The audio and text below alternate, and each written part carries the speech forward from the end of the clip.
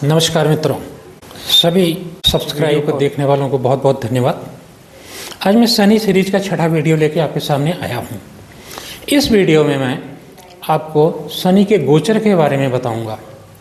तो कुंभ लग्न और कुंभ राशि के बारे में मैंने बताना है कि शनि की 7.5 का क्या प्रभाव पड़ेगा। 29 मार्च 2025 को रात के 2:27 में शनि का गोचर कुंभ राशि के ऊपर से होगा और ये जो 7.5 है ये जातक के सिर के ऊपर होगी। और जब सिर के ऊपर होती है तो कुछ परेशानियां भी देती हैं और कुछ सुफल भी देती हैं। कुंभ राशि में गोचर करेगा, वो अपनी राशि है, उच्च की राशि है, मूल त्रिकोण राशि है। यहाँ पे शनि जब आता है तो बहुत उत्तम फल करता है, लेकिन चंद्रमा के ऊपर से गोचर करेगा। तो जब चंद्रमा के ऊपर से गोचर करेगा तो चंद्रमा को खराब करेगा, आपके मन को, आपके मानसिक स्थिति को, आपके मेंटल पावर को ये परेशानी देगा। और ये परेशानियां जो हैं आपके जो बॉडी का ऑरा है उसको नेगेटिव बना दे। चंद्रमा बलवान नहीं है, क्षीण है, मध्यम है, तो परेशानी ज़्यादा आएगी।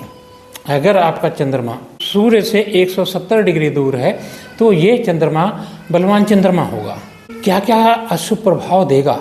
आपका मन खराब होगा, आपका दिल खराब होगा, आपका दिमाग परेशान होगा, आपकी परेशानी बढ़ाएगा, आपको फैसले लेने नहीं देगा, आप नेगेटिव थिंकिंग हो जाएगी, रास्ते में रोड़ आएगा, अवरोध आएगा, हर्डल्स होंगे।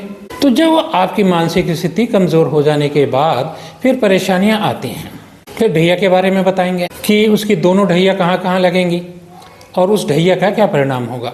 तो शनि का गोचर कुंभ राशि के ऊपर से ही हो रहा होगा तो अपने मूल त्रिकोण राशि में आएगा, बहुत उत्तम फल करेगा। जीवन के जितने भी अभी तक लॉसेस हुए हैं, जितनी हानियां हुई हैं, जो अशुभ प्रभाव थे उसको कम कर देगा और शुभ प्रभाव को ऊपर कर देगा। लेकिन अगर आपने चंद्रमा का उपाय कर लिया तो ये आपको आसानी से होगा। अगर चंद्रमा का उपाय नहीं किया तो ये आपको परेशानी आएगी। अब इस परेशानी से दूर करने के लिए चंद्रमा की रेमेडी करनी है। अब यहाँ बैठकर पहले तो आपके मानसिक स्थिति को खराब करेगा, आपका ऑरा नेगेटिव बना देगा और इस नेगेटिविटी के कारण आपको परेशानियाँ आएंगी। और ये जो परेशानियाँ हैं इसको आपको 2.5 साल, जब सर के ऊपर ही रहेगा तो आपका सर ही तो दिमाग है और इसके ऊपर जब परेशानी आएगी तो काम करने में आपको मुश्किलाहट आ सकती है। अब इसकी तीसरी वक्र दृष्टि तीसरे भाव पर पड़ेगी। तीसरे भाव में मंगल की मेष राशि है। शनि वैसे तो तीसरे भाव में ज़्यादा कुछ अशुभ नहीं करता, लेकिन उसकी जो दृष्टियां हैं वो अशुभ फल ही देती हैं। तो तीसरा भाव जो है आपके भाई बहन का है, आपके गायन वादन का है, आपके खेल कूद का है। आप सीए हैं तो प्रभाव पड़ेगा, आप मैथमेटिशियन हैं तो प्रभाव पड़ेगा, आप प्रोफेसर लेक्चरर हैं तो प्रभाव पड़ेगा, आप आईटी में हैं, सोशल मीडिया में हैं या कहीं भी टीवी में हैं, कहीं भी सामने से आके एंकर का काम करते हैं या एक्टिंग का काम करते हैं, तो इन सब में परेशानी खड़ी करेगा। खेलकूद करते हैं तो चोटें आ जाएंगी जिसकी वजह से आपकी परेशानी आ जाएगी। अगर आप गायन वादन करते हैं तो कोई और परेशानी खड़ी कर देगा, गला खराब कर देगा या आप काम नहीं मिलेगा। प्रोफेसर लेक्चरर हैं तो आपके जो कामों में परेशानी आएगी। सोशल मीडिया और आईटी वालों को कुछ ज़्यादा ही परेशानी आएगी। भाई बहन के बीच में आपके संबंध जो अब तक अच्छे थे वो खराब हो सकते हैं। अब उसकी दृष्टि पड़ेगी 7वीं दृष्टि सप्तम भाव पर, और जब सप्तम भाव पे दृष्टि पड़ेगी तो सप्तम भाव है आपकी लंबी दूरी की यात्रा का, आपके व्यापार का, आपके स्पाउस का, पति पत्नी का, आपसे जो मीटिंग करते हैं 1 to 1 किसी के साथ, उसका भाव है, बैंकिंग का भाव है। तो यहाँ आके इन चीज़ों में वो परेशानी खड़ी करेगा, क्योंकि वहाँ पे सिंह राशि है और सिंह राशि का स्वामी जो है वो सूर्य है, और सूर्य जो होता है इसका परम दुश्मन है तो पिता पुत्र, पिता के कामों में बाधा नहीं डालता लेकिन खराबी तो करेगा क्योंकि शत्रु है।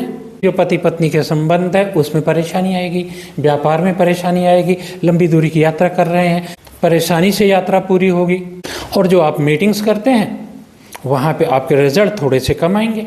अब उसकी 10वीं दृष्टि आपके 10वें भाव पर पड़ेगी, जो कर्म का स्थान है, राज्य का स्थान है, सरकार का स्थान है, कैरियर का स्थान है। तो कैरियर में परेशानी करेगा। लेकिन काल पुरुष की कुंडली में ये शनि का अपना घर होता है और अपने घर में शनि बहुत खराब फल नहीं करेगा। थोड़ा बहुत परेशानी आएगी, सीनियर से आएगी, सबॉर्डिनेट से आएगी। अगर आपका इंडस्ट्री है, आप बिजनेसमैन हैं, तो आपको अपने वर्करों से परेशानी आएगी, लेकिन व्यापार में कोई नुकसान नहीं होगा, आप उसको सेटल कर लेंगे। ये उसकी दृष्टियों का प्रभाव है। अब उसकी ढैया का प्रभाव बताते हैं। ढैया उसकी लगेगी पहले पंचम भाव पर। पंचम भाव में उसके मित्र की राशि, बुध की राशि, जेमिनी राशि है, जिसको बैरन राशि कहते हैं, बंजर राशि कहते हैं। अगर आप संतान की इच्छा रखते हैं तो संतान में प्रॉब्लम करेगा, संतान जल्दी से कंसीव नहीं होने देगा। अगर कंसीव हो गया तो भी प्रॉब्लम करेगा, मिसकैरेज भी करा सकता है। जबकि इसके साथ किसी और ग्रह का प्रभाव होगा तो ये आपका बुद्धि, विवेक, ज्ञान का है। ये पूर्व जन्मों के पुण्य फल का है, पूर्व जन्मों के पुण्य फल को कम करेगा। अगर आप शेयर मार्केट में पैसा लगाते हैं, स्पेसिकुलेशन का काम करते हैं, तो वहाँ भी दिक्कत करेगा। आप आचार्य हैं, कर्मकांड के ब्राह्मण हैं, ज्योतिषी हैं, तो यहाँ भी आपकी परेशानी होगी। और अगर आपकी शादी होने वाली है तो ये स्थान होता है जहाँ रिश्ते पक्के होते हैं, जहाँ लड़की या लड़का पसंद किया जाता है, जहाँ से सगाई होती है, मेहंदी होती है, हल्दी होती है, रिंग सेरेमनी होती है। इन सारे कामों में वो व्यवधान पैदा करेगा। लेकिन आपकी जो पढ़ाई है, क्योंकि यहाँ से हायर एजुकेशन देखा जाता है, वो पूरी कराएगा, लेकिन धीरे धीरे कुछ ना कुछ अवरोध उत्पन्न करके या कुछ ना कुछ परेशानियां दे के, लेकिन वो उसको पूरी करा देगा। इसकी ढैया पड़ेगी 9वें भाव पर। 9वां भाव आपका भाग्य है, तो भाग्य को खराब करेगा। लेकिन वहाँ उसके मित्र की राशि तुला राशि है, तो बहुत ज़्यादा खराब नहीं करेगा अगर कुंडली में तुला राशि का स्वामी शुक्र अच्छा है तो, क्योंकि ये नैसर्गिक एक दूसरे के मित्र हैं। और अगर पंचधा मैत्री में शुक्र के साथ इसकी मैत्री है या सम है, न्यूट्रल है, तो भाग्य में बहुत ज़्यादा खराबी नहीं करेगा। लेकिन अगर आप प्रोफेसर लेक्चरर हैं, दृष्टांत वेद्ता हैं, सन्यासी हैं, मठाधीश हैं, वक्ता हैं, भागवत कथा वगैरह करते हैं, रामायण कथा वगैरह करते हैं, तो वहाँ ये परेशानी थोड़ी खड़ी करेगा। पिता का स्थान है, पिता पुत्र के बीच में दूरी पैदा करेगा। तो इसकी तीसरी ढैया का ये प्रभाव होता है। वीडियो में आज इतना ही। अगली वीडियो में बताएंगे शनि की दृष्टियाँ और शनि की युतियाँ, शनि के आस्पेक्ट और शनि के कंजक्शन जब 12 भावों में होंगे तो क्या क्या प्रभाव देंगे। तो अभी के लिए धन्यवाद। अगले वीडियो में मैं इसके बारे में बताऊंगा। अगर मेरा वीडियो अच्छा लगे तो प्लीज़ लाइक करें, सब्सक्राइब करें, शेयर करें। धन्यवाद।